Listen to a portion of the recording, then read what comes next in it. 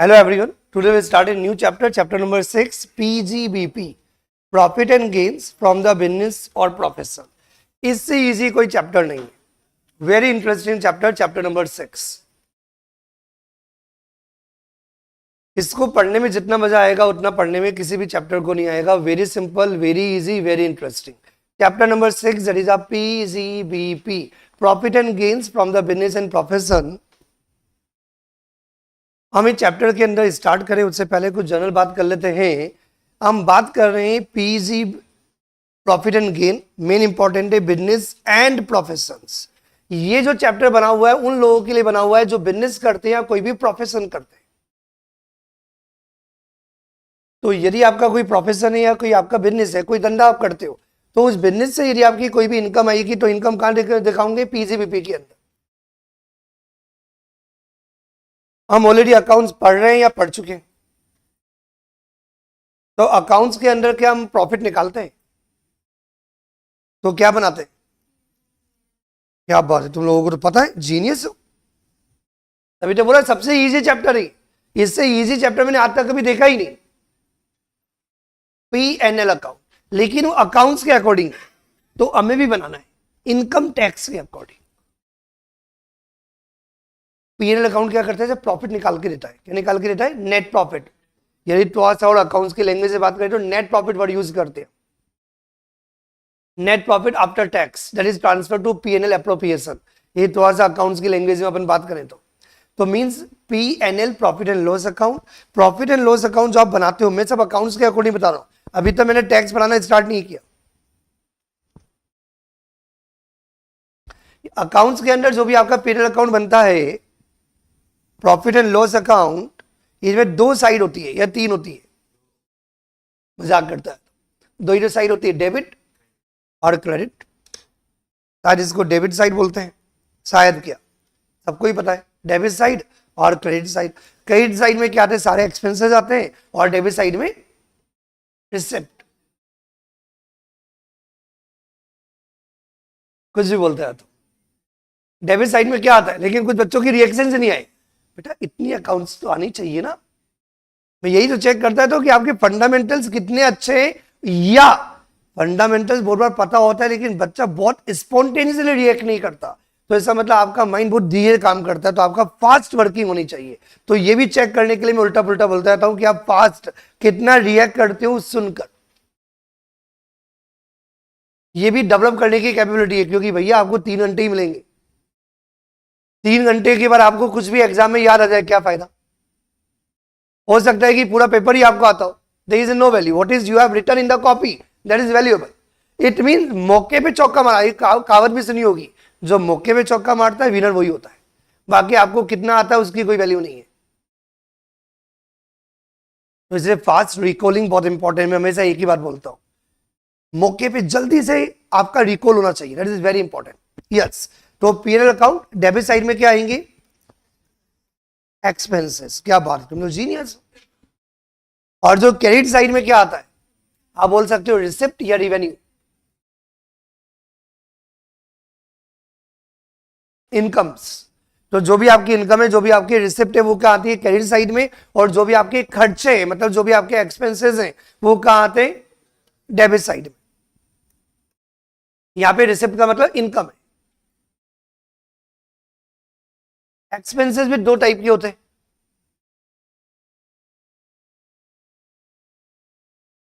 Revenue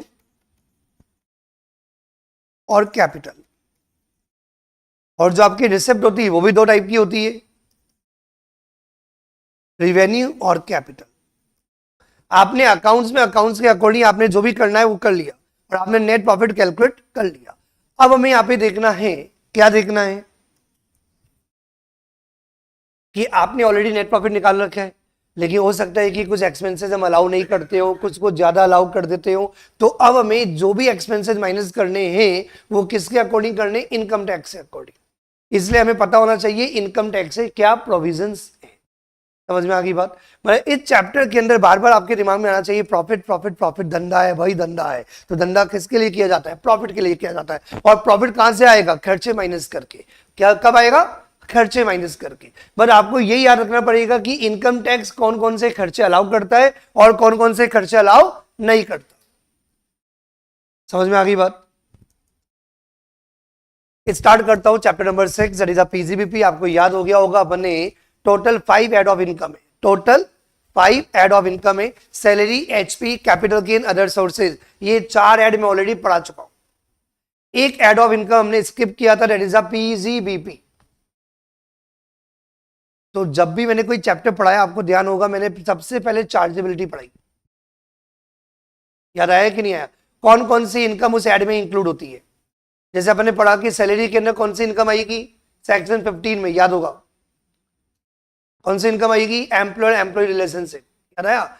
HP के अंदर यदि आपकी हाउस प्रॉपर्टी और आप मालिक हो, रेंटल इनकम आती है तो कहां जाएगी, income from HP, section 22।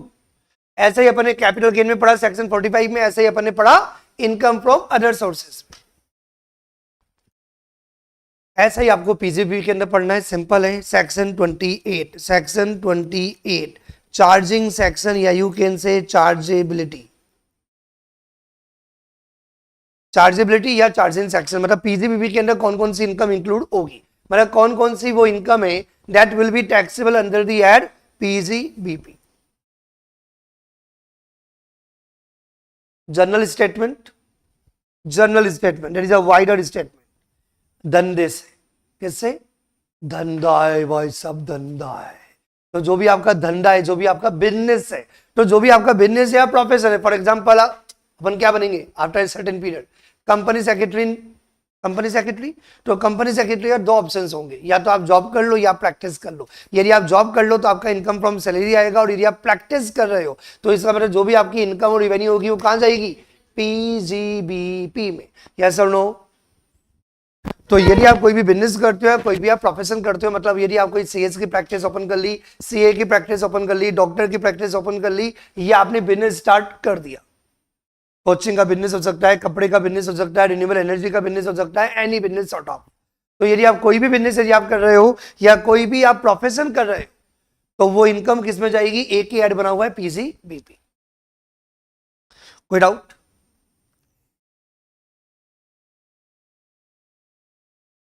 Business के अंदर क्या होता है, गवर्नमेंट इंपोर्ट को हमेशा प्रमोट करती है। बिजनेस के अंदर आपको पता होगा एवरी गवर्नमेंट क्या चाहती है बेटा, इंपोर्ट को प्रमोट करना और एक्सपोर्ट को रिड्यूस करना। पता ही है,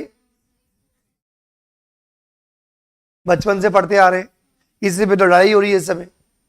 ये चीज तो वैसे ही पता होगी। अभी डोनाल्ड ट्रंप यही तो लड़ाई कर रहा है और क्या करा रहा है। कोई बोलता है भैया अमेरिका बहुत इंपोर्ट करता है, हम इंपोर्ट नहीं करेंगे, हम भी एक्सपोर्ट करेंगे। भैया आप जो एक्सपोर्ट करते हो, जो आपका फील्ड है उसमें करो, बाकी चीजें इंपोर्ट करो ना। हम सब कुछ एक्सपोर्ट करेंगे। तो वही लड़ाई हो रही है टैरिफ की, यदि पता होगा। जनरली गवर्नमेंट का इंटेंशन क्या होता है, एवरी गवर्नमेंट एक्सपोर्ट को क्या करना चाहती है, प्रमोट करना चाहती है। हर गवर्नमेंट चाहती है एक्सपोर्ट ज्यादा से ज्यादा इंक्रीज हो, जिससे कि फॉरेन करेंसी आए। इंपोर्ट को रिड्यूस करती है। लेकिन इंपोर्ट के केस में बहुत बार गवर्नमेंट क्या कहती है कि जितना ज्यादा आप एक्सपोर्ट करोगे उसके आधार पे आपको क्या मिल जाएगा, इंपोर्ट का लाइसेंस आपको दे देंगे। क्या दे देंगे? और यदि आपके बिजनेस के अंदर यदि इंपोर्ट का लाइसेंस रिक्वायर्ड नहीं है on the basis of export, किसके आधार पे, जैसे आपने 15,000 करोड़ का एक्सपोर्ट कर दिया, तो 15,000 करोड़ के एक्सपोर्ट के बदले में आपको बोलते हैं 1,000 करोड़ का आप इंपोर्ट कर सकते हो, लेकिन आपको तो इंपोर्ट करना ही नहीं है। तो ये इंपोर्ट लाइसेंस जो आपको मिला हुआ है वो आप किसी और को बेच दो। तो बेचने से जो आपकी इनकम आएगी वो इनकम कहां जाएगी, पीसीबीपी में तो आएगी ऑब्वियसली। मेरा बिजनेस ही तो है, I am a very big exporter, 15,000 crore का एक्सपोर्ट करता हूं। तो एक्सपोर्ट की जो इनकम आएगी, तो एक्सपोर्ट की जो इनकम आएगी वो तो इनकम किस में जाएगी, पीसीबीपी के अंदर आएगी। तो एक्सपोर्ट को प्रमोट करने के लिए गवर्नमेंट ने मुझे कोई इंपोर्ट एंटाइटलमेंट लाइसेंस नहीं दे दिया, और इंपोर्ट का लाइसेंस मैंने किसी और को बेच दिया, बेचकर जो इनकम आ रही है वो इनकम भी पीसीबीपी में ही टैक्सेबल होगी, क्योंकि बिजनेस से कनेक्टेड है इनडायरेक्टली। सेकंड पॉइंट समझ में आया कि नहीं आया? मतलब आप एक्सपोर्टर हो, एक्सपोर्टर का बिजनेस करते हो, एक्सपोर्ट का बिजनेस करते हो, एक्सपोर्ट की जो आपकी इनकम है वो तो पीसीबीपी के अंदर टैक्सेबल है ही। एक्सपोर्ट के आधार पे गवर्नमेंट ने यदि आपको कोई भी एंटाइटलमेंट यदि दिया, क्या दिया, कौन सा एंटाइटलमेंट, इंपोर्ट लाइसेंस का। तो इंपोर्ट लाइसेंस यदि आपको ग्रांट किया और वो आपने बेच दिया और बेचकर कोई इनकम आपकी आ रही है तो वो इनकम भी क्या होगी, टैक्सेबल होगी under the head PGBP. Now we come to the third point, duty drawback. ये कस्टम में पढ़ेंगे अपन। गवर्नमेंट क्या चाहती है, मैंने बोला ना, गवर्नमेंट क्या कह रही है, और करो करो करो। तो कस्टम ड्यूटी क्या होगी, यदि कोई लगी हुई होगी, जैसे फॉर एग्जांपल मैंने कोई माल बनाया, क्या किया, माल बनाया, माल बना के मैंने क्या कर दिया, एक्सपोर्ट कर दिया, तो गवर्नमेंट बोलती है कि भैया आपको जीएसटी का रिफंड दे देंगे। यदि आपने कोई इंपोर्ट करके यदि एक्सपोर्ट किया तो इंपोर्ट ड्यूटी का क्या हो जाएगा, रिफंड हो जाएगा। इसको बोलते हैं ड्यूटी ड्रॉबैक। ड्यूटी ड्रॉबैक का मतलब ये होता है कि रिफंड ऑफ ड्यूटीज पेड। लेकिन ये ड्यूटी ड्रॉबैक आपको कब मिलेगा, व्हेन एक्सपोर्ट, क्योंकि हमारा मेन इंटेंशन क्या है, एक्सपोर्ट को प्रमोट करना। मतलब ये कैमकोडर है, कैमकोडर इंडिया में बनेगा, इंडिया में बिकेगा तो क्या लगेगा, जीएसटी लगेगा। गवर्नमेंट ये बोलती है कि यदि इस, क्या नाम है इसका, कैमकोडर, इस कैमकोडर को यदि आपने एक्सपोर्ट कर दिया तो जितना जीएसटी ऑलरेडी लगा हुआ है वो भी हम रिफंड कर देंगे। क्यों, एक्सपोर्ट को प्रमोट करने के लिए। सर इससे एक्सपोर्ट कैसे प्रमोट होगा, मेरा जीएसटी लगने की वजह से आपका जो कैमकोडर है उसकी प्राइस क्या हो गई, ज्यादा हो गई, और ज्यादा प्राइस होगी तो एक्सपोर्ट हो पाएगा क्या। दुनिया में सारे लोग हमेशा किस पर बेस्ड होते हैं, प्राइस। धंधे का और नॉर्मल मार्केट बाइंग का एक रूल होता है, सस्ता बढ़िया, यदि क्वालिटी बढ़िया हो तो। इफ क्वालिटी इज गुड तो सस्ता खरीदने का, महंगा नहीं खरीदने का। तो सिंपल सी बात ही आती है, जितना सस्ता माल होगा उतना ज्यादा बिकेगा। तो गवर्नमेंट क्या कह रही है, प्रमोट कर रही है कि भैया यदि आपका कोई भी प्रोडक्ट जो आपने इंडिया में बनाया या आपने इंपोर्ट किया और यदि उसको आपने एक्सपोर्ट कर दिया तो जितना भी ड्यूटीज आप ऑलरेडी पे कर चुके हो उसका आपको क्या मिल जाएगा, रिफंड। क्योंकि हम क्या चाहते हैं, एक्सपोर्ट को प्रमोट करना। इसको बोलते हैं ड्यूटी ड्रॉबैक। क्या बोलते हैं, तो यदि आपको कोई भी ड्यूटी ड्रॉबैक या कोई भी आपको केस सपोर्ट मिलता है तो वो भी किसके अंदर जाएगा, बिजनेस का ही पार्ट है, बिजनेस के अंदर ही जाएगा। कोई कंफ्यूजन टू एनीवन, सबको समझ में आ रहा है। नेक्स्ट पॉइंट, मैंने पहले ही बताया था की मैन इंश्योरेंस पॉलिसी। ये इतनी बार आ गया, दिमाग खराब करता है।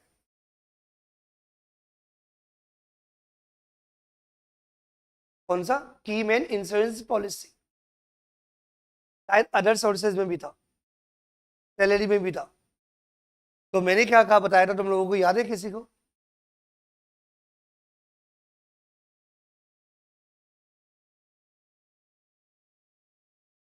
यदि एम्प्लॉय को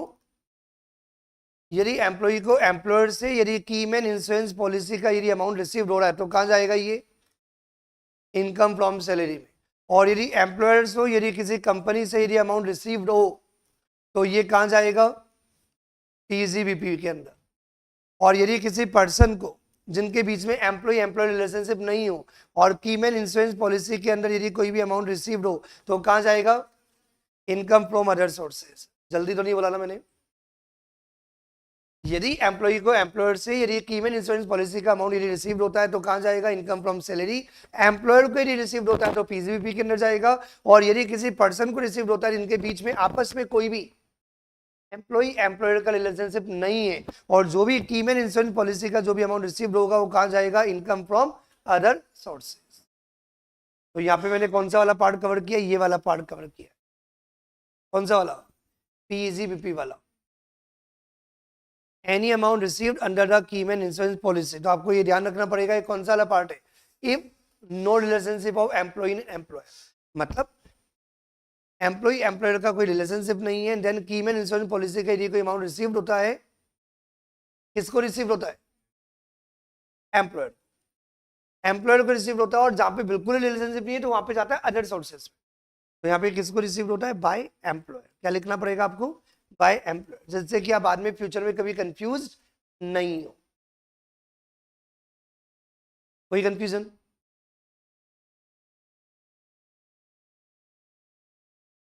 बेटा परक्विजिट मिलते हैं, परक्विजिट याद है, गलत बात, पाप लगता है। मैंने बोला परक्विजिट, तुमने डायरेक्टली सैलरी बोल दिया, नहीं, किससे मिला, एम्प्लॉयर से। किससे मिला, एम्प्लॉयर से। तो कहां जाएगा, सैलरी में। कहां जाएगा? और यदि बिजनेस में क्लाइंट से मिला तो कहां जाएगा? पीजीबीपी। समझ में आया कि नहीं आया? जनरली हम लोगों के माइंड में सेट होता है परक्विजिट है, सैलरी में डाल दो, ऐसे थोड़ी है। क्योंकि आपको पता होगा मैंने इनकम फ्रॉम सैलरी वाले चैप्टर में क्लियरली बोला था कि जब भी एम्प्लॉय एम्प्लॉय रिलेशनशिप होगा और एम्प्लॉय को यदि एम्प्लॉयर से मिला होगा, याद आया कि नहीं आया? एम्प्लॉय को यदि एम्प्लॉयर से कोई भी परक्विजिट फैसिलिटी मिली तो कहां कवर्ड होगी? इनकम फ्रॉम सैलरी में। लेकिन यदि आप कोई बिजनेस करते हो, क्या करते हो? आप बिजनेस करते हो या कोई प्रोफेशन करते हो और आपके क्लाइंट ने क्या किया? आपको कोई गिफ्ट दे दिया, कोई परक्विजिट दे दी, कोई फैसिलिटी प्रोवाइड कर दी, तो वो फैसिलिटी कहां टैक्सेबल होगी? पीजीबीपी के अंदर टैक्सेबल होगी। समझ में आ गई बात? क्या बोला गया यहाँ पे? Due to business and profession. तो बिजनेस एंड प्रोफेशन की वजह से यदि कोई भी गिफ्ट या कोई भी बेनिफिट या कोई भी परक्विजिट यदि आपको रिसीव होता है तो that will be taxable under PGBP. I think clear to everyone? May be in case, may be in kind, partly in case, partly in kind.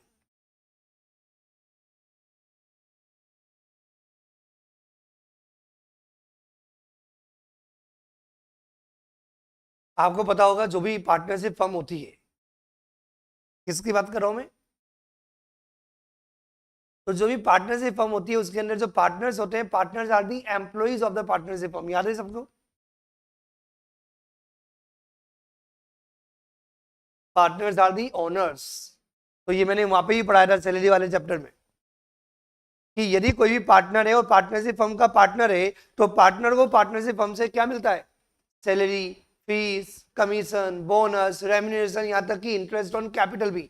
वो सब किसके अंदर टैक्सेबल होगा? इनकम फ्रॉम सैलरी में टैक्सेबल नहीं हो सकता, क्योंकि पार्टनर एम्प्लॉई नहीं है पार्टनरशिप फर्म का, वो क्या है? ओनर्स हैं। तो पार्टनर को पार्टनरशिप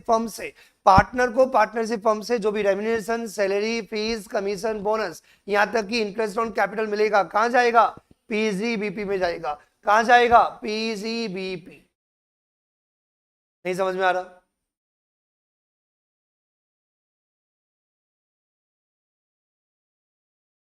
आगे कंटिन्यू करूं? Now next point. For example कोई पर्सन मेरे पास आया और बोला कि भैया आप इनकम टैक्स मत पढ़ाओ। क्या मत पढ़ाओ? तो टैक्स नहीं पढ़ाने का, क्योंकि हमारा इंस्टीट्यूट नहीं चलता तुम्हारी वजह से। मैंने बोला नहीं पढ़ाऊंगा। उसने मुझे 50 करोड़ दे दिए। कितने दे दिए? अच्छी बात है। या पढ़ाऊंगे जयपुर में मत पढ़ाना। बोला अच्छी बात है, जयपुर में पढ़ाना ही नहीं, अब तो दिल्ली चले जाता हूँ, पूना चले जाता हूँ।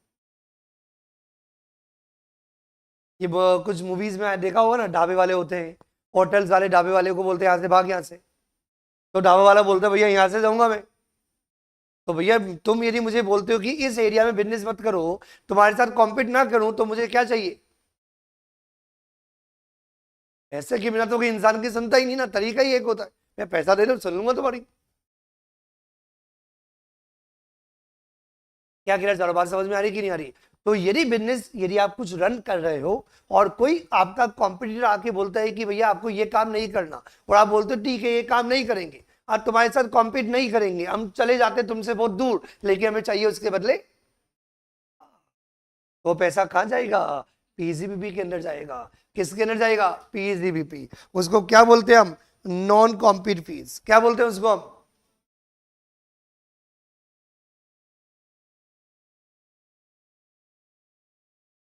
नहीं आया समझ में?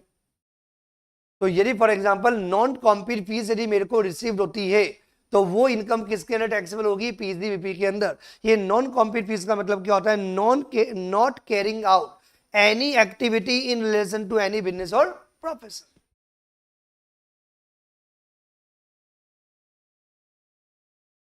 फॉर एग्जाम्पल आपने सीए की प्रैक्टिस स्टार्ट की या सीएस की प्रैक्टिस स्टार्ट की, तो आपने सीएस की प्रैक्टिस स्टार्ट की तो ये सीएस आपके पास आया, उसने बोला एक काम कर,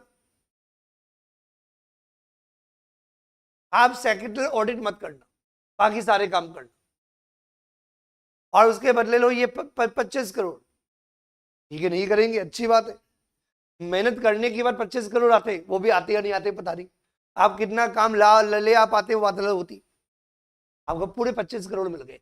तो कोई बिजनेस या प्रोफेशन की कोई एक्टिविटी करने से यदि आपको मना किया जाता है, उसके लिए यदि आपको कोई फीस मिलती है, वो फीस कहां जाएगी? पीजीबीपी के अंदर टैक्सेबल होगी। और यदि आपको कोई आईपीआर पता है और वो आईपीआर शेयर करने से यदि मना किया जाता है, तो उसके बदले भी आप क्या लोगे? फीस लोगे। तो फीस भी कहां जाएगी? पीजीबीपी के अंदर टैक्सेबल होगी। I think clear to everyone. Point number 8,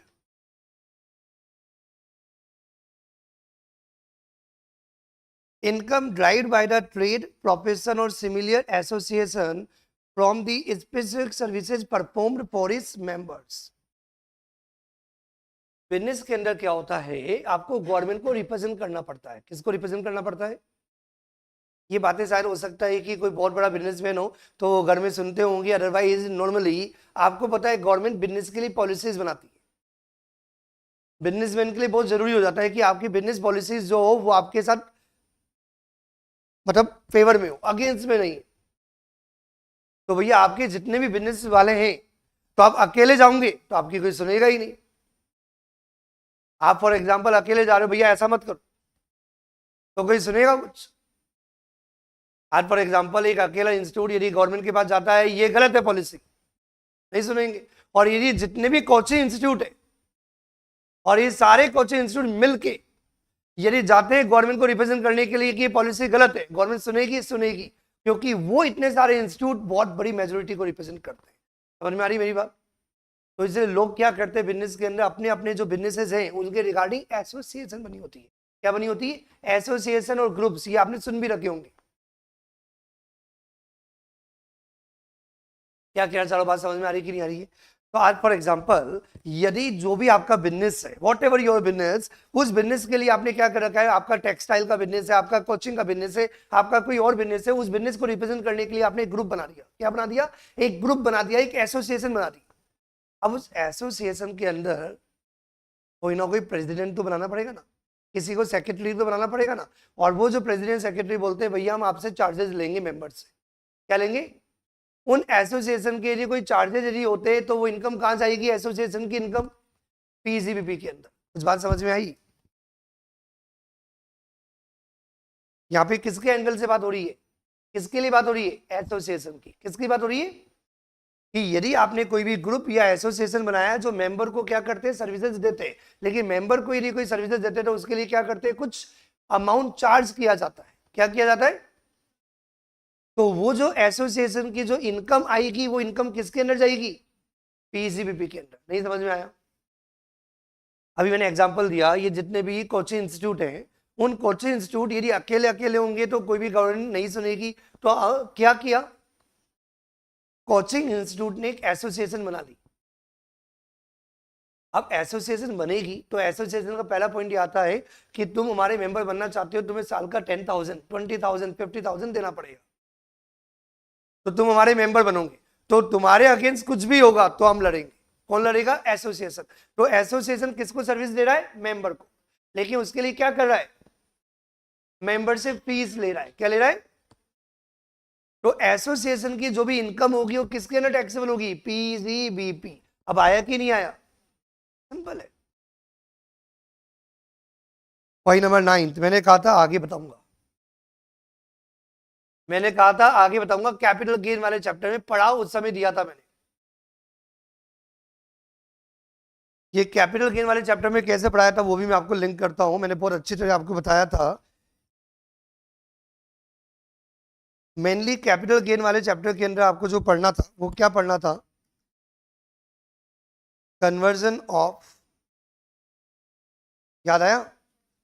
capital asset into stock in trade. और ये तो आपको ध्यान होगा, इसके रिगार्डिंग मैंने बहुत सारे क्वेश्चंस भी कराए थे। ये तो अपने पूरा पोस्टमार्टम कर लिया था इसका। क्यों? क्योंकि ट्रांसफर माना जाएगा। यदि कोई भी कैपिटल एसेट यदि स्टॉक इन ट्रेड में यदि कन्वर्ट किया जाता है तो ये ट्रांसफर माना जाता है। कैपिटल गेन राइज होता है, कैपिटल गेन टैक्स आपको पे करना होता है। ये तो पूरा क्लियर है कैपिटल गेन टैक्स वाले चैप्टर के अंदर। मैंने सिर्फ नॉलेज के लिए वहीं पे कवर कर दिया था, लिखवाया था, देखो अपनी कॉपी के अंदर, पर ज्यादा एक्सप्लेन नहीं किया था। क्या लिखवाया था? Conversion of conversion of stock in trade into capital asset. क्या बेटा? स्टॉक इन ट्रेड को आपने कैपिटल असेट में ही कन्वर्ट किया। अब समझो मेरी बात, मैं बिजनेस कर रहा हूं शेयर्स का, मैं शेयर्स की ट्रेडिंग कर सकता हूं? आवाज नहीं आ रही? क्या करता हूं मैं? ट्रेडर हूं, शेयर्स खरीदता हूं, बेचता हूं, खरीदता हूं, बेचता हूं, खरीदता हूं, बेचता हूं, खरीदता हूं, बेचता हूं, खरीदता हूं, बेचता हूं। मैं बिजनेस कर रहा हूं शेयर्स का। तो मेरी इनकम कौन सी है? पीजीबीपी की। मैंने शेयर्स खरीदे, लेकिन ये डोनाल्ड ट्रंप ने पागल कर दिया, युद्ध किए जा रहा है, युद्ध किए जा रहा है। हर दिन 3% टूट गया, 3% टूट गया, 3% टूट गया। और ये तो 3% तो इंडेक्स टूटता है, मेरा शेयर तो 6% टूटता है, और कोई शेयर तो 15% टूटता है। तो 4 दिन में मेरा शेयर 40% नीचे आ गया। इन्वेस्टर, इन्वेस्टमेंट हो गया मेरा। तो जब बढ़ेगा तब बेचेंगे 5 साल। अभी तक आप क्या थे? ट्रेडर। और आपने उन शेयर्स को क्या कर लिया? इन्वेस्टमेंट। इन्वेस्टमेंट का मतलब कैपिटल असेट। हो सकता है ऐसा? क्या कहना चाह रहा हूं, बात समझ में आ रही है कि नहीं आ रही है? वापस रिपीट करता हूं, मेरी बात समझना ध्यान से। आज अपन कैपिटल असेट को स्टॉक इन ट्रेड के कन्वर्जन पर ज्यादा फोकस नहीं कर रहे, ये हम ऑलरेडी कर चुके हैं। कौन सा वाले चैप्टर के अंदर? कैपिटल गेन के अंदर। दूसरे वाले पार्ट पे ज्यादा फोकस कर रहा हूं मैं। कौन से वाले पार्ट पे? स्टॉक इन ट्रेड मतलब माल। स्टॉक इन ट्रेड मतलब माल, इन्वेंटरी। स्टॉक इन ट्रेड को क्या बोलते हैं? पर इन्वेंटरी भी बोलते हैं, ये तो शायद सबको ही पता होगा। गुड्स। तो जो भी आपका स्टॉक इन ट्रेड है, जो भी आपका गुड्स है, जो भी आपकी इन्वेंटरी है। तो गवर्नमेंट क्या कहता है, इधर देख, ये तुम्हारा शेयर्स का क्या था? बिजनेस था। अब बिजनेस से आपने क्या किया? इस शेयर्स को ले जाके किस में कन्वर्ट कर दिया? कैपिटल एसेट में। अब इसका पोस्टमार्टम कैपिटल गेन के फॉर्म में होगा जब भी होगा। तो भैया अभी क्या करें? बिजनेस से तुमने माल निकाल दिया, बिजनेस इनकम पर तो टैक्स दे दे। और बिजनेस इनकम पर टैक्स कैसे लगेगा? Fair market value of inventory. Fair market value of inventory. वहां पे भी अपने फेयर मार्केट वैल्यू के आधार पे टैक्स दिया था, यहाँ भी हम क्या करेंगे? फेयर मार्केट वैल्यू इन्वेंटरी, क्योंकि आपने इन्वेंटरी बेची नहीं है। इन्वेंटरी तो पता नहीं कब बिकेगी, कब बिकेगी पता नहीं। जब भी क्योंकि आपने तो उसको क्या कर दिया है? कैपिटल एसेट में कन्वर्ट कर दिया। कैपिटल एसेट को जब भी आप बेचोगे तो कैपिटल गेन लग जाएगा। अभी क्या होगा? फिलहाल अभी क्या होगा? अभी जब आप माल को, स्टॉक इन ट्रेड को जैसे ही कैपिटल सेट में कन्वर्ट कर रहे हो, तो उस दिन मान लिया जाएगा, क्या मान लिया जाएगा? उसका जो भी फेयर मार्केट वैल्यू इन्वेंटरी का, वो आपकी बिजनेस इनकम बन जाएगी। समझ में आ गई बात? क्या बन जाएगी?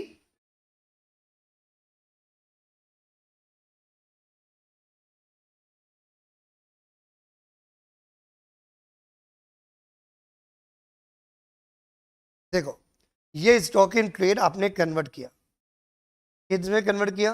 कैपिटल एसेट को। और फ्यूचर में आपने कैपिटल एसेट बेच दी। तो स्टॉक इन ट्रेड की आपकी कॉस्ट ऑलरेडी आपको पता है। और स्टॉक इन ट्रेड आपने बेचा नहीं, आपने कन्वर्जन किया है। किसमें कन्वर्जन किया है? कैपिटल एसेट में। तो इसकी सेल प्राइस क्या होगी? सेल प्राइस होगी fair market value of inventory. तो ये क्या हो गया आपका? PG BP. अब जब कैपिटल एसेट को आप बेचोगे तो क्या लगेगा? यार बोलते नहीं हो यार। कैपिटल एसेट को जब बेचोगे तो क्या लगेगा? कैपिटल गेन लगेगा ना। और कैपिटल गेन कंप्यूट करने का एक फॉर्मेट था, फुल वैल्यू ऑफ कंसिडरेशन, वो तो आपको पता होगा, sale price minus cost.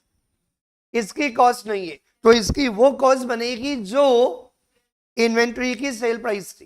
That is a fair market value, that is a fair market value. Logic समझ में आया? Point number 9। इतना डिटेल में यहाँ पे दिया हुआ नहीं, या तो बहुत लिमिटेड वर्जन है। व्हेन इट मतलब when stock in trade is converted into capital asset। जब भी स्टॉक इन ट्रेड को कैपिटल एसेट में कन्वर्ट करोगे, तो जो भी आपका स्टॉक इन ट्रेड है, दैट इज अ इन्वेंट्री, उसका जो फेयर मार्केट वैल्यू है वो पीजीबीपी के अंदर कवर्ड होगा। पीजीबीपी के अंदर वो इनकम आनी चाहिए। कोई कंफ्यूजन तो एनीवन? मतलब जब भी आप स्टॉक इन ट्रेड को कैपिटल एसेट में कन्वर्ट करोगे तो वो स्टॉक इन ट्रेड पर जो भी आपका प्रॉफिट आएगा वो प्रॉफिट पीसीपीपी का पार्ट है, और प्रॉफिट निकालने के लिए आपको क्या करना होगा, fair market value of the inventory sale price के रूप में कंसिडर करनी होगी। कोई कंफ्यूजन है किसी को भी? Good morning.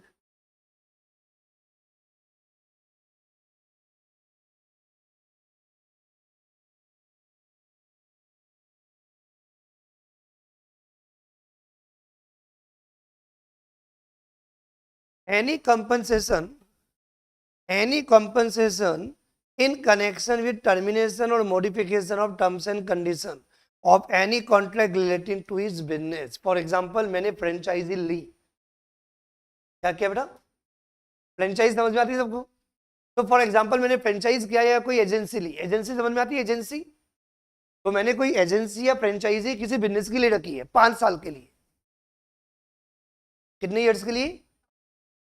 अब वो बंदा क्या बोलता है, भैया आपकी फ्रेंचाइज में लिखा हुआ था इस पूरे राजस्थान के अंदर किसी और को एजेंसी नहीं दी जाएगी, बोलता है किसी और को देने दो यार, वो बहुत प्रेशर डलवा रहा है। नहीं, कॉन्ट्रैक्ट है, बोले कॉन्ट्रैक्ट मॉडिफाई कर दो, नहीं 3 करोड़ दे देंगे, कर दो। तो समझ में आया बेटा क्या कहना चाह रहा हूं, बिजनेस है ना भैया। तो वो क्या बोलता है भैया कि आपके कॉन्ट्रैक्ट के अंदर लिखा हुआ है कि किसी और को एजेंसी मिल नहीं सकती। मैं बोलूंगा बिल्कुल एजेंसी देनी नहीं दूंगा। जब आपने बोला चिन्मय जैन को एजेंसी मिलेगी तो मेरे को ही मिलेगी ना। तो वो बोलता है कि भैया आप कॉन्ट्रैक्ट को मॉडिफाई कर दो, कॉन्ट्रैक्ट को मॉडिफाई करने की वजह से हम आपको क्या करेंगे, कंपनसेशन दे देंगे, किसी और को भी अलाउ कर दो, ठीक है, ये तो पैसा मेरे को। ये तो आपको पता ही है कि यदि आपने कोई एग्रीमेंट कर रखा है और जो आपके फेवर में, और सामने वाली पार्टी आपको बोलती है कि एग्रीमेंट मॉडिफाई कर दे क्या, तो आप क्या बोलोगे, ऐसा कैसे कर देंगे? जैसे कि फॉर एग्जांपल आपने किसी के साथ एग्रीमेंट कर रखा हो, भैया 3 दिन के अंदर ये प्रोडक्ट डिलीवर करना पड़ेगा, फिर आप फोन करें, दीदी भैया 3 दिन में डिलीवर नहीं कर पाऊंगा, 10 दिन में दे दूं क्या? क्यों दे दोगे, कॉन्ट्रैक्ट है, आधा पैसा दे देना, भैया 11वें दिन दे देना, कौन सी जल्दी है? समझ में आया कि नहीं आया? भैया सिंपल, आपके पास आपके फेयर में ये कोई कॉन्ट्रैक्ट या एग्रीमेंट बना हुआ है, लेकिन उस कॉन्ट्रैक्ट को मॉडिफाई किया जा रहा है, टर्मिनेट किया जा रहा है, उसके बदले आपको क्या मिल रही है, कॉम्पनसेशन। ये कॉम्पनसेशन किससे कनेक्टेड है, बिजनेस। किससे कनेक्टेड है? क्योंकि जो आपने फ्रेंचाइज ले रखी है, जो आपने एजेंसी ले रखी है, वो भी तो बिजनेस ही है ना। और यदि उस एजेंसी या फ्रेंचाइज या कोई भी कॉन्ट्रैक्ट की टर्म्स एंड कंडीशन को मॉडिफाई करने पर, टर्मिनेट करने पर यदि आपको लीगली कोई भी कंपनसेशन मिलता है तो कंपनसेशन कहां टैक्सेबल होगा, पीजीबीपी। समझ में आ रहा है कि नहीं आ रहा?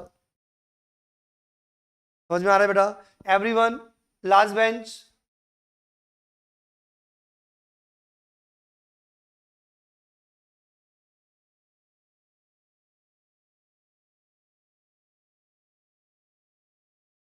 Yes everyone. इस पॉइंट को समझने के लिए, इस पॉइंट को समझने के लिए, इस पॉइंट को समझने के लिए प्रॉपर चार्ट बनाता हूं, क्योंकि चेन्नई वाला एक केस भी हुआ है regarding with the house property, regarding with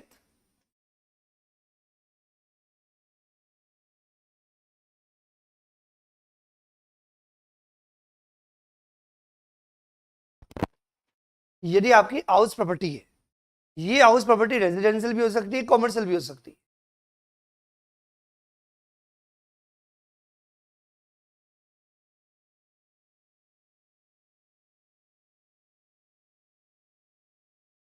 house property residential भी हो सकती है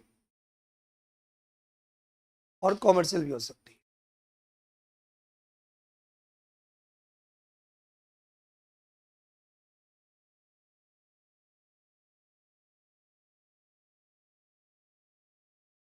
हाउस प्रॉपर्टी रेजिडेंशियल भी हो सकती है, कॉमर्शियल भी हो सकती है। और यदि आपकी कोई रेजिडेंशियल हाउस प्रॉपर्टी है जो आपका लेट आउट का बिजनेस हो, क्या बिजनेस हो, तो यदि रेजिडेंशियल जो भी आपकी हाउस प्रॉपर्टी है, चाहे वो लेट आउट की जा रही हो, लेट आउट तो होना ही चाहिए, लेट आउट एज बिजनेस, मतलब एज बिजनेस मतलब लेट आउट ही आपका बिजनेस है, किराए पे देना ही आपका काम है, या अदरवाइज। तो रेजिडेंशियल हाउस प्रॉपर्टी जब भी किराए पे दी जाएगी, चाहे बिजनेस कर रहे हो, चाहे नॉर्मली आप लेट आउट करते हो, आपका बिजनेस नहीं हो, पार्ट टाइम करते हो, तो होता है अपना मेन बिजनेस तो नहीं है, बिजनेस तो आपका कोई और है, लेकिन आपका एक दो रूम खाली रहते हैं, तो आप क्या करते हो बेटा, लेट आउट कर देते हो। तो जो भी residential house property let out की जाती है, यदि लेट आउट आपका बिजनेस भी हो सकता है, लेट आउट आपका बिजनेस भी हो सकता है और अदरवाइज भी हो सकता है, लेकिन रेजिडेंशियल हाउस प्रॉपर्टी को जब भी किराए पे दिया जाएगा, जब भी रेजिडेंशियल हाउस प्रॉपर्टी को किराए पे दिया जाएगा तो किराए की इनकम कहां जाएगी, always taxable under income from house property. ये याद रखना। मतलब ये कि मैं तो कोई काम करता ही नहीं हूं, मैं तो कोई काम करता ही नहीं हूं, मेरा तो काम ही क्या है, रेजिडेंशियल हाउस प्रॉपर्टी को किराए पे देना। तो यदि मैं रेजिडेंशियल हाउस प्रॉपर्टी को किराए पे देता हूं, किराए की इनकम का ही काम करता हूं, किराए पे देने का ही काम करता हूं, क्या काम करता हूं, तो जो मेरी इनकम है वो किस में जाएगी, इनकम फ्रॉम हाउस प्रॉपर्टी में, चाहे बिजनेस हो या बिजनेस नहीं। बिजनेस होगा तो भी पीजीबीपी के अंदर नहीं होगा। This is very important. ये प्रॉपर क्लेरिफिकेशन दिया इन्होंने फाइनेंस एक्ट 24 में, अर्लियर ईयर्स, जस्ट एक साल पहले कंफ्यूजन था, क्योंकि बिजनेस दिखाने से पता है क्या होता है, एसएसजी को बहुत फायदा हो जाता है। क्योंकि बिजनेस दिखा के जो खुरापाती एसएसजी और खुरापाती जो भी प्रोफेशनल्स है वो क्या करते हैं, खर्चे दिखा देते हैं, क्या करते हैं, और पूरी इनकम खत्म कर देते हैं। तो रेजिडेंशियल हाउस प्रॉपर्टी में नहीं, और आपको पता है एचपी के अंदर सिर्फ 30% स्टैंडर्ड डिडक्शन मिलता है, बाकी किसी भी एक्सपेंसेस का माइनस नहीं होता।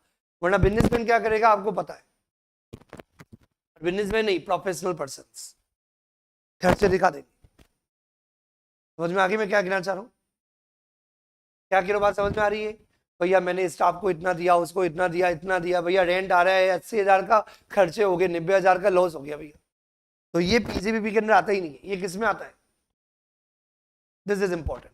रेजिडेंशियल हाउस प्रॉपर्टी यदि आपका लेट आउट बिजनेस हो या लेट आउट अदरवाइज हो, वॉट, यदि रेजिडेंशियल हाउस प्रॉपर्टी को यदि आपने किराए पे दिया, तो ये बात याद रखनी है कि हमेशा income income from house property में ही टैक्सेबल होगी, लेकिन कंपोजिट नहीं होनी चाहिए। वो मैंने उसमें पढ़ा दिया एचपी वाले चैप्टर के अंदर। कंपोजिट समझ में आया बेटा, से मकान किराए पे दिया हो, मकान के साथ यदि फैसिलिटी भी होती है तो उसका मैंने आपको पढ़ाया था,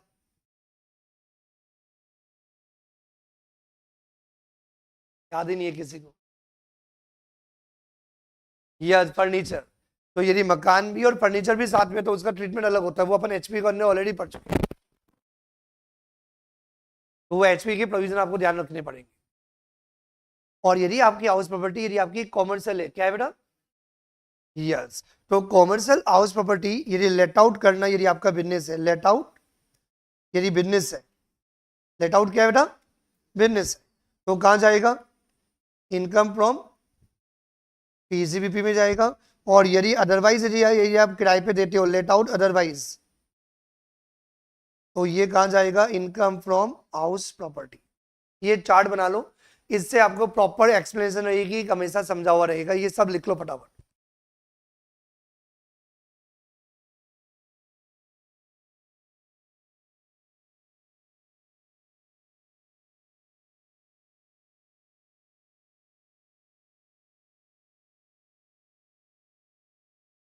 हमने चार्ट लिख लिया,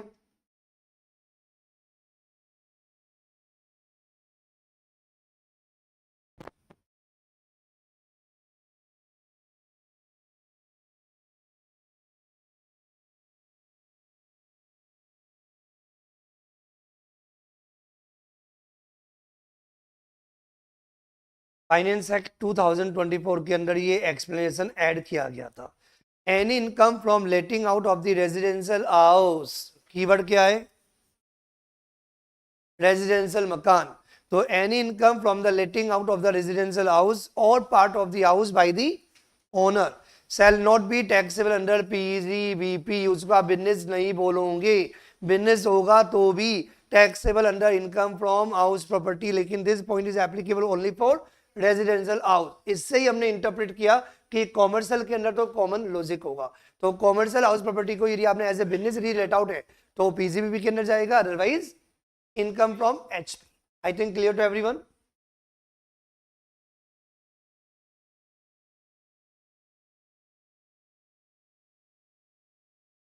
आपको पता होगा मैंने for the purpose of income tax business को दो कैटेगरी में डिवाइड किया था, बिजनेस को दो कैटेगरी में डिवाइड किया था। और ये आपको अलग अलग क्यों करना पड़ता है? क्योंकि स्पेकुलेटिव बिजनेस के ऊपर कुछ अलग प्रोविजन अप्लाई होते हैं। पहली बात, स्पेकुलेटिव बिजनेस का लॉस किसी भी इनकम से सेट ऑफ करने के लिए यूज होता है। याद करो, याद करो। और जिनके एक्सप्रेशन नहीं है ना बेटा, सिग्नल है। स्पेकुलेटिव बिजनेस का लॉस ओनली स्पेकुलेटिव बिजनेस की इनकम से ही सेट ऑफ करने के लिए यूज किया जाएगा। एक तो ये रेस्ट्रिक्शन थी। इसके अलावा एक और लफड़ा था। नॉर्मली लॉसेज कितने इयर्स? 8 इयर्स। नॉर्मली 8 इयर्स के लिए लॉसेज को carry forward and set of आप कर सकते हो, लेकिन ये जो स्पेकुलेटिव बिजनेस है ना, इनका लॉस ओनली 4 इयर्स के लिए आप carry forward and set of कर सकते हो। याद आया? ये भी हमने पढ़ा था। इसलिए आपको ये डिफाइन करना पड़ता है कि स्पेकुलेटिव बिजनेस क्या होता है और नॉन स्पेकुलेटिव बिजनेस क्या होता है।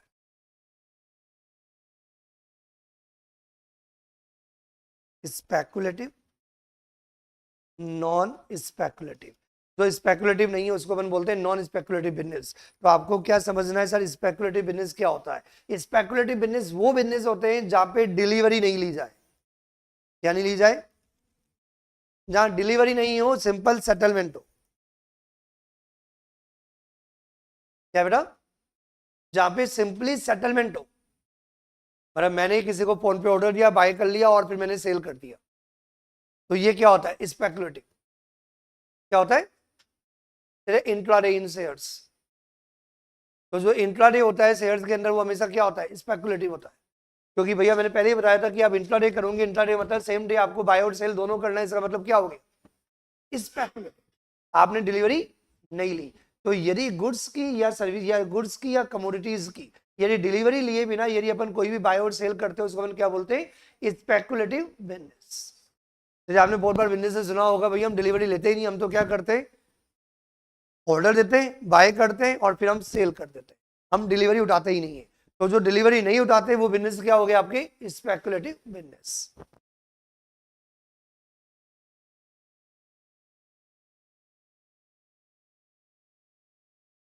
ये पूरा एक टॉपिक है speculative business. Speculative business means a transaction in which the contract for the purchase or sale of any commodity, including shares or stock, is periodically or ultimately settled otherwise than by the way of actual delivery or transfer। मतलब ये कि यहाँ पे कोई भी shares या commodities की कोई डिलीवरी नहीं होगी, सिंपल सेटलमेंट होगा। उसको क्या बोलते हैं? Speculative business, speculative transactions.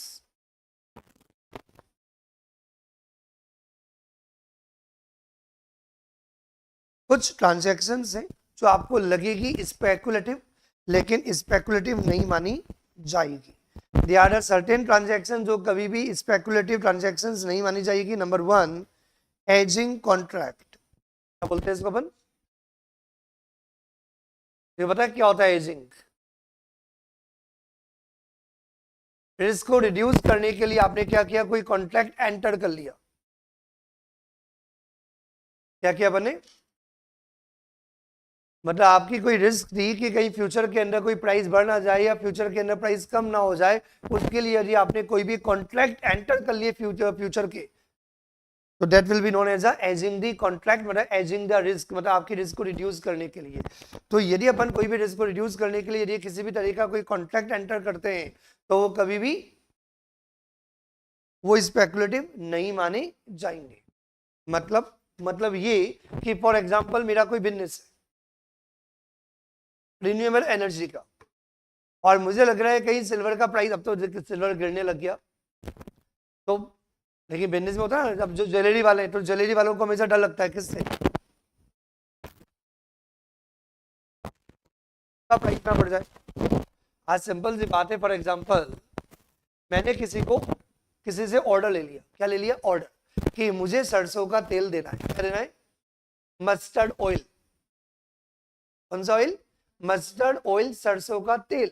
तो सरसों का तेल का मैंने फॉर एग्जांपल ऑर्डर ले लिया, मुझे 6 महीने के अंदर ही सरसों का तेल देना है तुम्हें, राइट? कितने महीने में? ये क्या चल रहा है?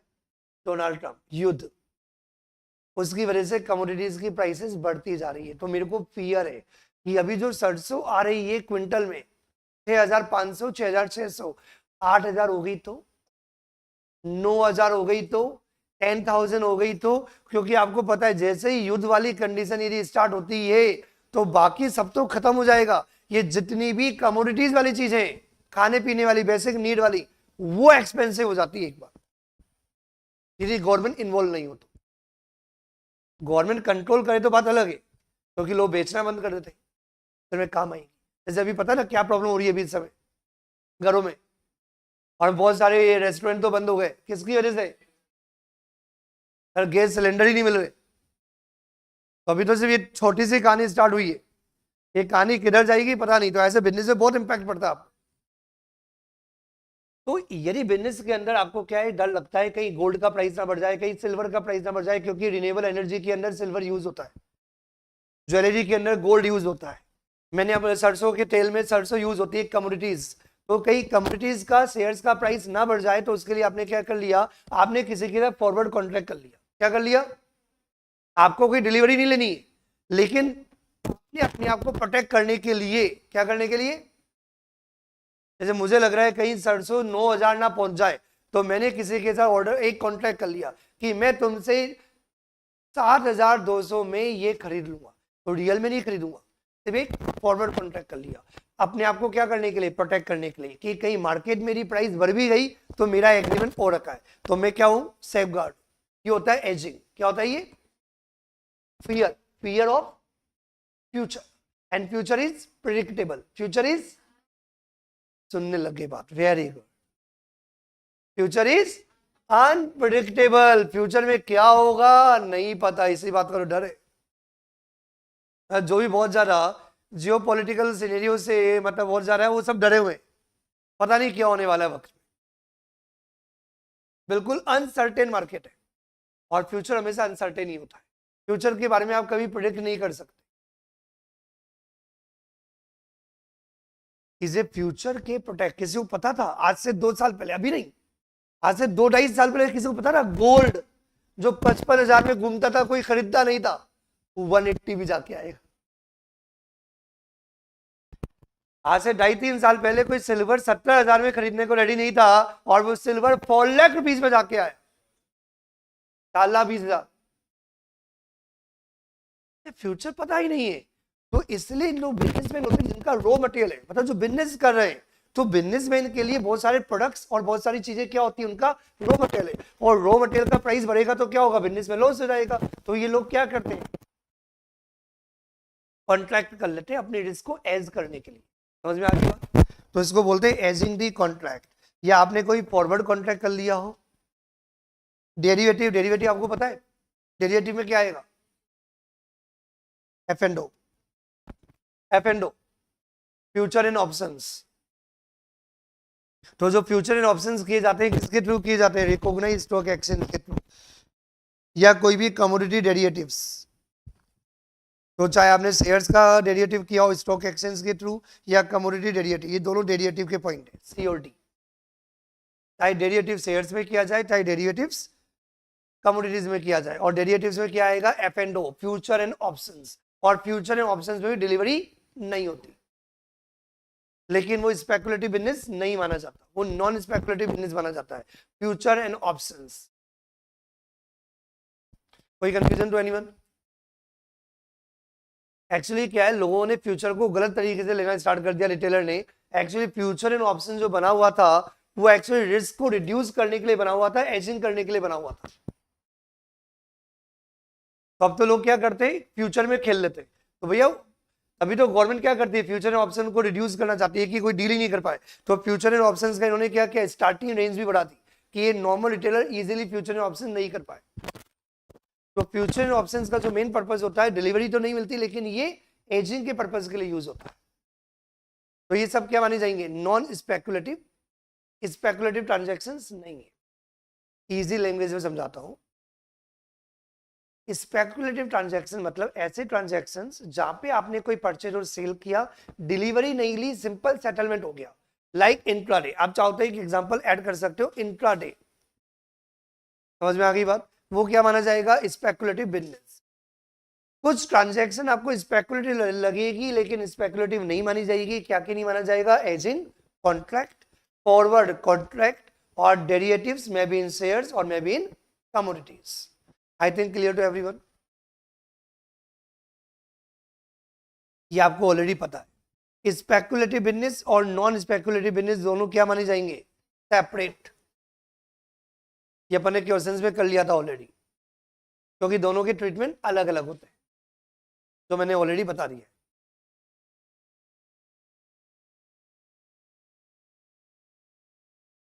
Section 29, section 29, how to compute the PGBP. PGBP income to be computed in accordance with the provision content in the section 30 से लेके 43D। क्या याद करना है आपको? सेक्शन 29 ये बोलता है पीजीबीपी की इनकम जो आपको कैलकुलेट करनी है सेक्शन 30 से लेके 43D के जितने भी प्रोविजन है सारे प्रोविजन आपको कंप्लाइंस करने हैं। नाउ सेक्शन 30 लास्ट तक पढ़ने में आ रहा है बेटा? Section 30, rent, rate, taxes, repairs and insurance of building.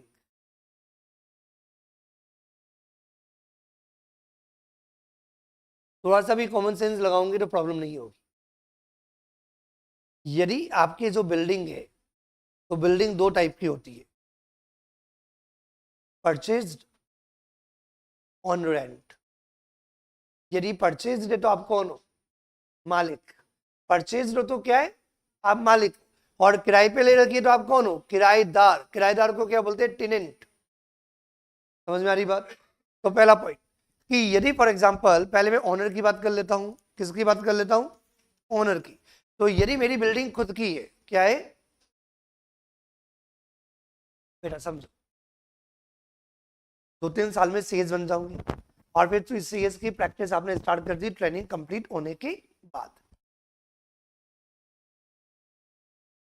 तुम लोग फर्स्ट फ्लोर पे रहते हो, बड़ा अच्छा मकान है, लोकेशन भी बहुत शानदार है, तो क्या करते हैं मैक्सिमम लोग? सर घर में ही एक ऑफिस निकाल लिया। तो वो ऑफिस मतलब ऑफिस बिल्डिंग, ऑफिस मतलब ऑफिस बिल्डिंग जो आपका पोर्शन है, जो पोर्शन आप बिजनेस एंड प्रोफेशन के पर्पज के लिए यूज कर रहे हो, उसका रेंट कितना है बेटा? कुछ लोग रेंट निकाल लेते हैं, पता है कैसे? यदि प्रॉपर्टी मैंने खुद ने यूज नहीं की होती तो मुझे रेंट मिलता ना, उतना रेंट माइनस करो। क्या आप रियल में रेंट दे रहे हो? यदि आप मालिक हो बिल्डिंग के, ऑफिस के, यदि वो ऑफिस और बिल्डिंग आपकी खुद की है तो क्या एक्चुअली आप रेंट दे रहे हो? क्या रेंट दे रहे हो? रेंट दे रहे हो? तब रेंट दे ही नहीं रहे तो किस बात का खर्चा? डिडक्शन मिलेगा कि नहीं मिलेगा? समझ में आया कि नहीं आया?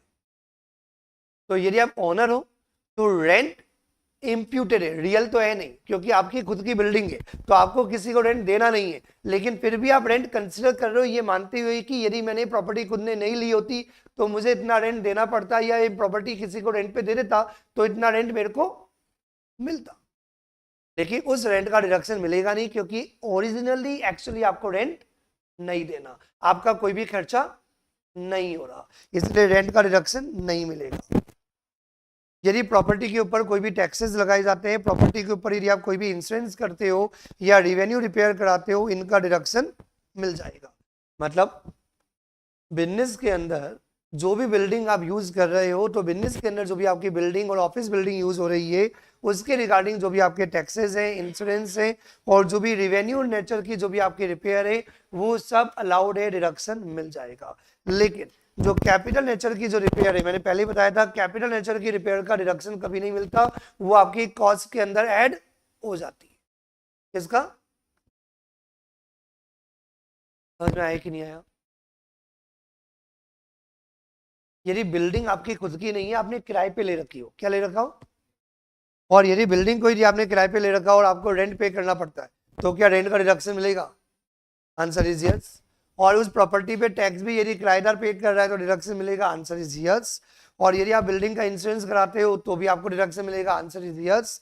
और यदि आपने रेवेन्यू नेचर की यदि कोई रिपेयर की तो क्या उसका डिडक्शन मिलेगा? Answer is yes. लेकिन कैपिटल नेचर की यदि आप कोई रिपेयर कराते हो तो उसका डिडक्शन नहीं मिलेगा, चाहे ओनर हो चाहे टेनेंट।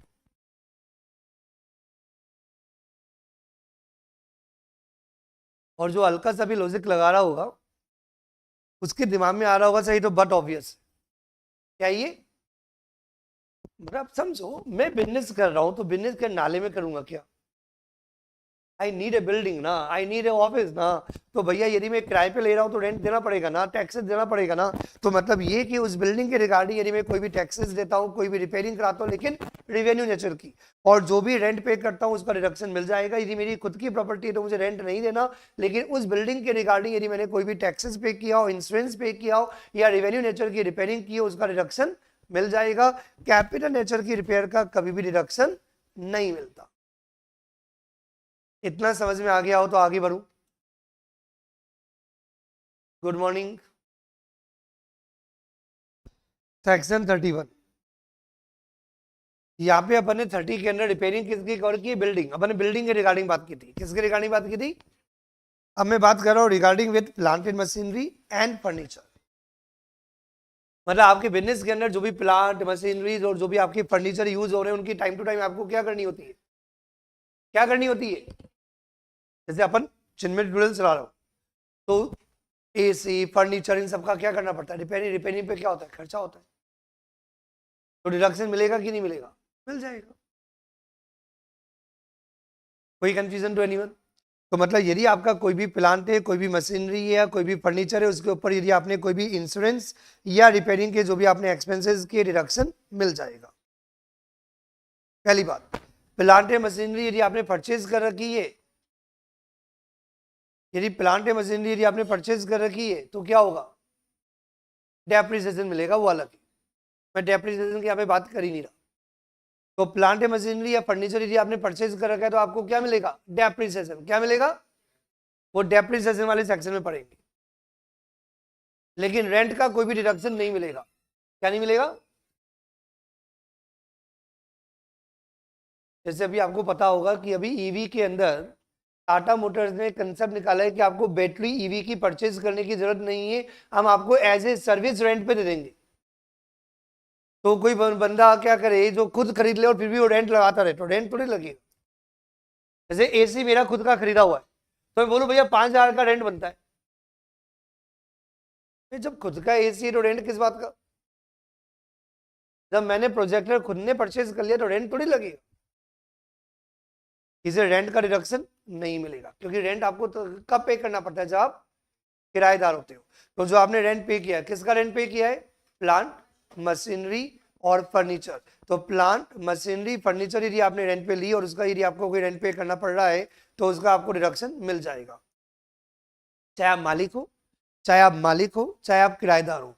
यदि प्लांट एंड मशीनरी और फर्नीचर यदि आप बिजनेस के अंदर यूज करते हो और कोई भी इंश्योरेंस या रिवेन्यू नेचर का रिपेयरिंग कराते हो तो उसका डिडक्शन पूरा का पूरा मिल जाएगा। लेकिन कैपिटल नेचर की जो भी आपने रिपेयरिंग की है उसका डिडक्शन नहीं मिलेगा, चाहे आप मालिक हो या किराएदार। जनरल पॉइंट है। कोई कंफ्यूजन है किसी को? कंफर्म? समझ में आ रहा है? जनरली आपको ये याद रखना है कि यदि कोई भी एसेट यदि बिजनेस में यूज आ रही है, कैसे याद करना है? यदि कोई भी एसेट यदि बिजनेस या प्रोफेशन में यूज आ रही है तो जो भी एक्सपेंसेस है अंडर सेक्शन 30 एंड 31 उनका डिडक्शन मिल जाएगा। लेकिन 30 31 में डिडक्शन तभी मिलेगा जब ये एसेट, एसेट मतलब प्लांट मशीनरी फर्नीचर और बिल्डिंग, तो बिल्डिंग प्लांट मशीनरी फर्नीचर आपके बिजनेस एंड प्रोफेशन के अंदर यूज आने चाहिए। और कैपिटल नेचर की जो भी आपकी रिपेयर है, कैपिटल नेचर की जो भी आपकी रिपेयर है उसका डिडक्शन नहीं मिलेगा, उसका डिडक्शन नहीं मिलेगा। डिडक्शन मिलेगा in the form of depreciation. किस फॉर्म में डिडक्शन मिलेगा? डेप्रिसिएशन के फॉर्म में, क्योंकि कैपिटल नेचर की जो भी रिपेयरिंग की जाती है, कैपिटल नेचर की जो भी एक्सपेंसेस होते हैं वो आपकी कॉस्ट में ऐड हो जाते हैं, तो उस पर क्या मिलता है? डेप्रिसिएशन मिलता है, राइट। पूरा डिडक्शन एक साथ नहीं मिलेगा क्योंकि एक्सपेंसेस भी दो टाइप के होते हैं, कैपिटल और रिवेन्यू। रिवेन्यू नेचर के एक्सपेंसेस का तो आपको 100% डिडक्शन मिल जाता है, लेकिन कैपिटल नेचर के एक्सपेंसेस का 100% डिडक्शन नहीं मिलता। तो यहाँ पे यही दिया हुआ है, डेप्रिसिएशन मिल जाएगा थोड़ा थोड़ा करके, एक साथ पूरा नहीं मिलेगा। यहाँ से समझ में आ गया? कोई कंफ्यूजन है किसी को भी? एक काम करते हैं, ये पूरा कनेक्टेड है, बड़ा कंसेप्ट है सेक्शन 32, उसको अपन कल पढ़ते हैं। एक बार मैंने जितना भी पढ़ाया है वो पूरा पढ़ के आना। By two all of you, have a good day.